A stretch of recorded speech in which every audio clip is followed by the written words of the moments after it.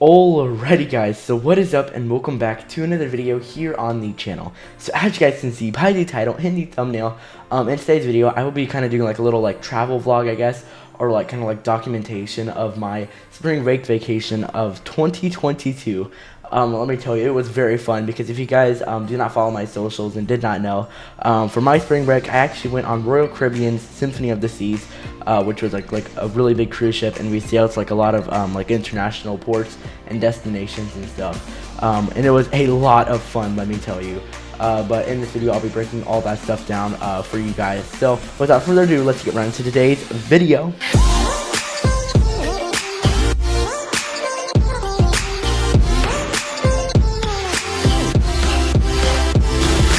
Alright, so day one was the very first day of our vacation, and so we actually headed down to Miami a day before our cruise ship actually left, so that we could just like, you know, chill by the pool in Miami and stuff like that.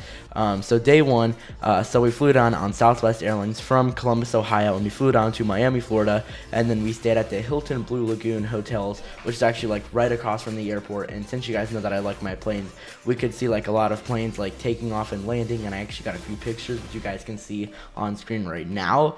So it was a very fun time. They had like a few pools and obviously the front row of the airport, so that was really cool. And the rooms there were actually very nice as well. But yeah, that's really it for day one. Nothing much really happened there except for obviously we headed down to Florida and we got our hotel. Alright, and heading on to day two. Day two was when we actually boarded Symphony of the Seas, which was the cruise ship that I was going to be traveling on. So we boarded Symphony of the Seas at about 1 p.m. And then we went down to our cabins to change into our like swimsuits and stuff, and then went up to deck 15 where all the pools and water slides were. And I went down the water slides a total of like probably 20 times that day, because there's like nobody there in line, because everybody was like unpacking in their rooms and stuff and actually just getting on the boat, because we didn't actually sail away from the port until 6 p.m. and the sail away party was actually pretty cool too, because it was like actually a little delayed, because there was actually a lot of other boats at the Port Miami with us there too. There's like Carnival Magic, Carnival Horizon, there's even a Disney cruise line, and then also a Norwegian cruise line, which is actually right behind us when we were on the boat. So we didn't leave until about 6 p.m. so that gave us about 5 hours to do kind of whatever we wanted. And I spent those 5 hours kind of just going up and down the water slides. So there was a total of 3 water slides on board the boat, and I'll put a picture or a video on screen right now of them.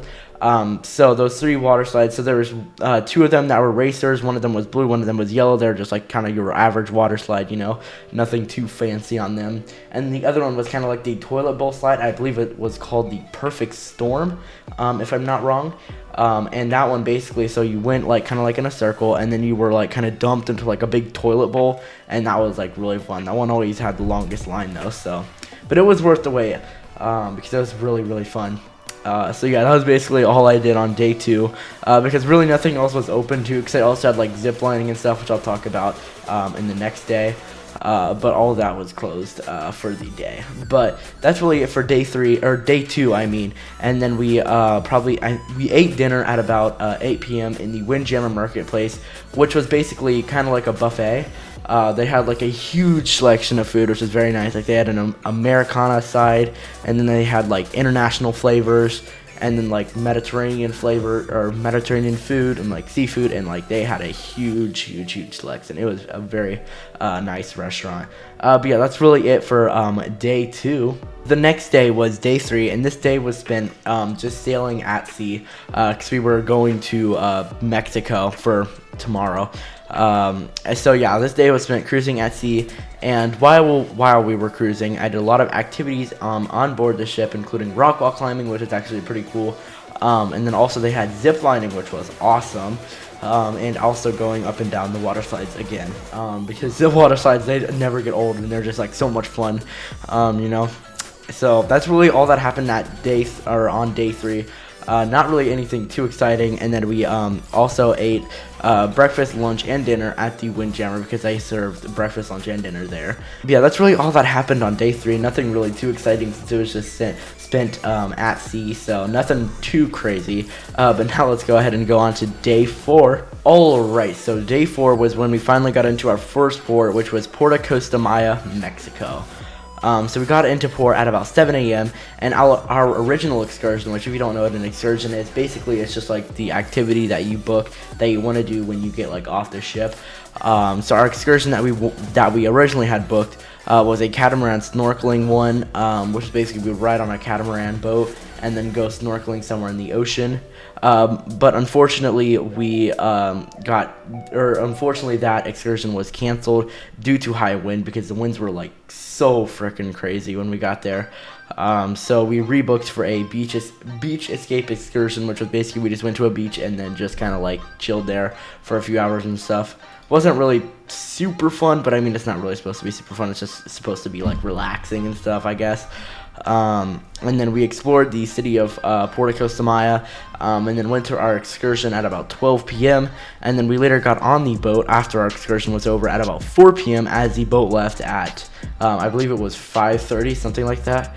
And then tonight we actually had dinner at the formal dining room, which is basically like the main dining room on the ship, where you get like your own personal like server or waiter, stuff like that. So that was really fun. But yeah, that's really it for day 4.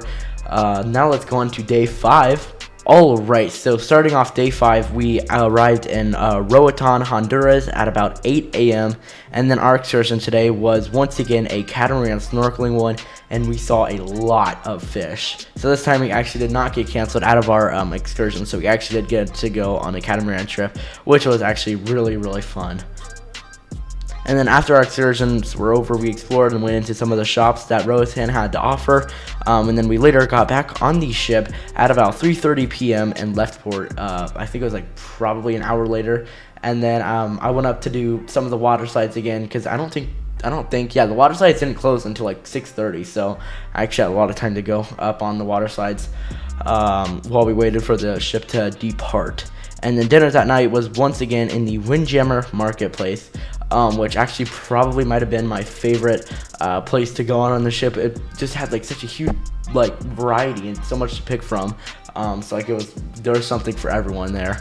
And then that's really it for day 5 of us being in Roatan, Honduras. Day 6 started off with us arriving in port in Cozumel, Mexico at about 7 a.m. in the morning. And we also saw a lot of cruise ships docked there with us, including Adventure of the Seas, which was another Royal Caribbean boat, Carnival Ecstasy, which literally looked like it was 30 years old, and I actually Googled it, and Carnival Ecstasy first sailed in 1991, and so it's almost 30, it's going on 30 years old, because you can see like a lot of rust on it and stuff. And then even an MCL cruise line ship, I don't remember the name of it, but I know it was MCL. And then we once again had a catamaran snorkeling trip and also a beach break excursion booked, and it was a lot of fun. So basically what we did is we got off the ship, and then we got on a little catamaran and went out kind of like in the middle of the ocean, and then snorkeled, and we saw like a lot of fish and like a lot of like coral reefs and stuff. And then after that we went to our own private beach, and they kind of had like these blow up slides in the ocean or in the water, and there's also like a beach where you could just like relax, and they also had like a kind of mini restaurant there where you could order food and stuff. So that one was probably my favorite excursion that we did. And then we didn't actually get back until 4:15 p.m. But because the ship was leaving at 6 p.m., so we had to be on like a few hours before it actually left. And then dinner was once again that night in the Windjammer Marketplace. As I said, definitely my favorite restaurant on board the ship. And yeah, I really think that's it for day 6 of our journey on Symphony of the Seas. Alright, and day 7, so day number 7, so we've been on the ship for like a week at this point. So day number 7 was once again another day at sea. So we had a total of 2 days at sea where we were just cruising the whole day. Because we had to go basically from the bottom of where Mexico was all the way up into the Bahamas. So that was going to probably take a while, or did take a while. So day number 7 was once again a day at sea as we sailed to the Bahamas, because the next day was actually going to be the perfect day at Coco Cay, which was such an amazing day. But I'll get into that later. And then I did a number of fun activities on board, including more of the water slides. You know, gotta love the water slides. And then I also did zip lining again, rock wall climbing, and I also did a lot more. So again, nothing really too major that happened that day, besides for the fact that I probably did the water slides like 30 times that day. because well, unfortunately, I did have a little bit of a line. Obviously, everyone was kind of like on the ship, all 4,000 people. So, but the lines weren't too bad. But yeah, I definitely went on those water slides so much. And then I did the zip lining a bit, which was pretty good, you know. And then there was also rock wall climbing, which was pretty fun, and also a lot more that I did. And then we ate dinner at about 8 p.m. that evening in the formal dining room, and it was also a really fun experience there because they also have a wide selection of food there, so which made it really nice. But yeah, that's really it for day number 7. Alright, and day number 8 was perfect day at Coco Cay, Bahamas, which if you have been on Royal Caribbean before, you've probably either been there or at least heard of it. So if you don't know what Perfect Day at Coco Cay is, it's basically Royal Caribbean's own private island in the Bahamas, and it's a huge water park resort type island. So we docked there at about 6 a.m. and we got off the ship at about 8 a.m. after the captain said that it was clear to get off the ship. And then we got our seats, and went up to Daredevil's Tower, which I'll throw a picture of that on screen right now, which apparently, okay, and I don't know if this is actually true or not, had the highest water slide in North America in it, which was called Daredevil's Peak. And it was actually like so fun. But the first time I went on it, because you're at 120 feet. And you're like kind of going, you're not going like straight down, because that would be like kind of like a safety hazard at that point, but you're going like this and you're going pretty fast. So one of the bad things was the first time that I went on it, water started, the lifeguard at the top didn't like, or nobody told you that water was going to start splashing in your face. So it was like splashing so hard in my face that I literally couldn't breathe. So I was like this, and I was trying to breathe like that, because it was like really hard to breathe, because literally my face was like engulfed in water because of how fast you go. So that was kind of like not scary, but like an inconvenience. But the next time I kind of just went like this, so that water was kind of like blocked by like my hand. So after that, it was really fun, and the water slide was so much fun. And that's definitely the funnest slide I've ever been on, just besides the fact that like there's just water like going like all over your face and stuff. And then after that, we also rode some slides, including the slingshot, which was the tube slide, which could have like 2 to 4 people on it, and then the dueling demons, which were the drop floor slides, where you're just like standing up like this and the floor just like drops below you. That one's pretty fun. And then we also did the splash speedway slides, which are the ones where you have like a mat kinda, and you like ride on your stomach, and you're kind of like this, and it's like kind of racers and stuff. And then after that, we kind of chilled out and ate lunch at about 1 p.m. And then chilled in the wave pool for a bit before we headed back up to the slides to do some more sliding. And then we started to dry off and head back to our ships around 4:30 p.m. As the boat was leaving at 6 p.m. Oh yeah, and I forgot to mention, so that it was Mariner of the Seas that was also at Coco Cay with us. But yeah, the day at Coco Cay that we were at, okay, that actually made no sense. So when we were at Coco Cay, it was just so much fun. Like, it's probably the funnest water slide that I've ever been to, and I really wish that it wasn't like exclusive to Royal Caribbean ships, because I wish I could go there more often, because it was just so much fun. Like, I would go back there any time that I could.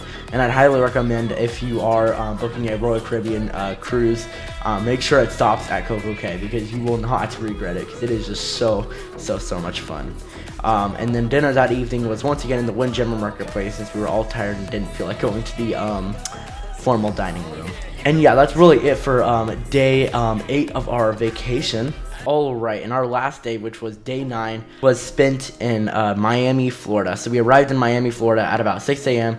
and were told to exit the ship. I believe it was like no later than 9 or 10 a.m., which was kind of early, so I didn't get to really sleep in, considering. And so our trip experience back home was like kind of, it was bad, because usually we don't have a bad experience with Southwest. Actually, I don't think we ever have, because that's usually the airline that we primarily fly, because Southwest, we usually have like really good experiences with them. But I guess, so that weekend that we flew back, Southwest was having like some issues with their systems or something. They tweeted about it on Twitter or something. So it caused so many people's flights, including ours, to get like messed up. And I'll talk about that later. But we got to Miami airport at about 10 a.m.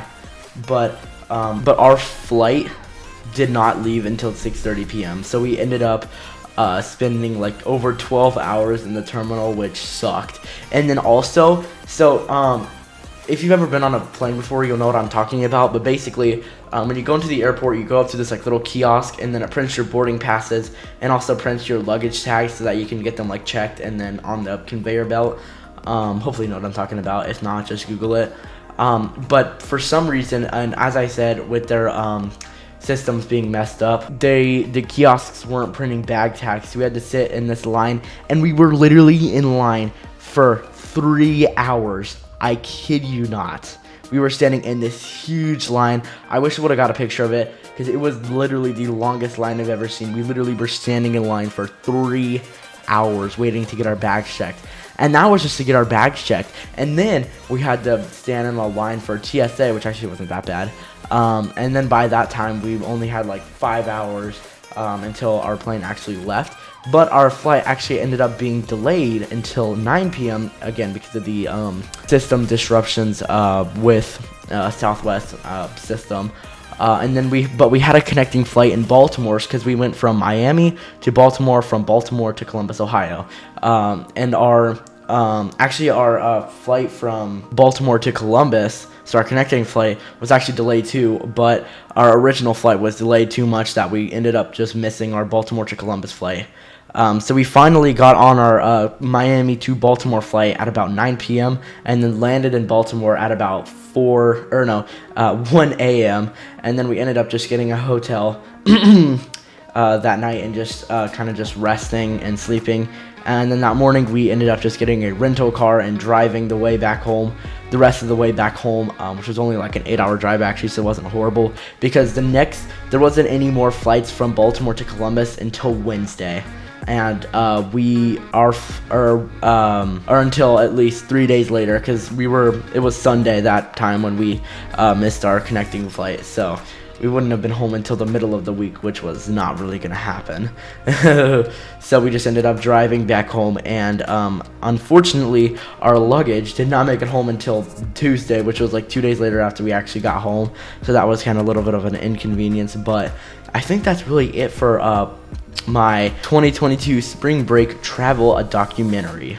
But yeah, guys, I think that's really it for my 2022 spring break travel vlog. And as always, if you guys did enjoy today's video, please be sure to leave a like and hit that red subscribe button underneath this video, and let me know in the comment section what you thought of this video and what videos I should do here in the future. But yeah, I had a really fun experience with Royal Caribbean on the Symphony of the Seas, and I really hope to sail with them again sometime soon. And yeah, thank you guys all so much for watching today's video, and until then, bye guys.